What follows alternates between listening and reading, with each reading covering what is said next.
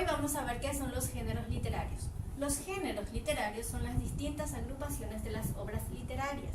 Estas se pueden clasificar según sus características comunes, según el asunto que trata o según la estructura. A continuación vemos los tres géneros literarios. Tenemos la poesía, la narrativa, teatro, también llamado género dramático. Dentro del género de la poesía tenemos todos los textos escritos en verso.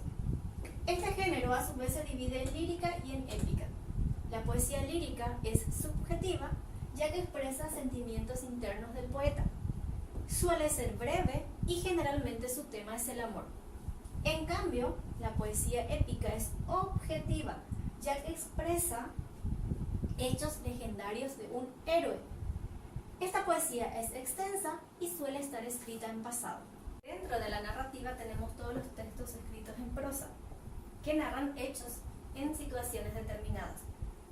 El texto narrativo posee una introducción, un nudo y un desenlace. En la introducción es en donde se le presentan los personajes, se sitúa en el tiempo y en el espacio en donde se va a desenvolver la obra.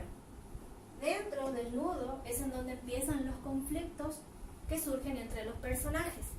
Y por último tenemos el desenlace, en donde se resuelve el conflicto originado en el nudo. Como ejemplos podemos citar el cuento, la novela, la leyenda, mitos, fábulas, parábolas. Estos son algunos ejemplos del género narrativo. El género dramático o teatro está escrito para ser representado ante un público. Como medio de expresión utiliza el diálogo.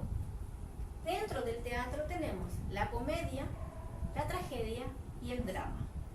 Chicos, para ampliar sus conocimientos, aquí les dejo un ejemplo de cada género literario para leer.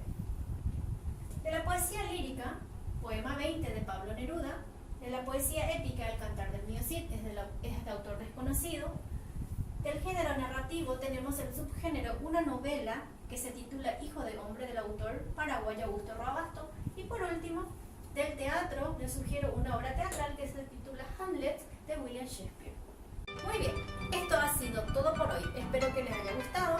Si les gustó el video, por favor no se olviden de ponerle me gusta, compartir y suscribirse para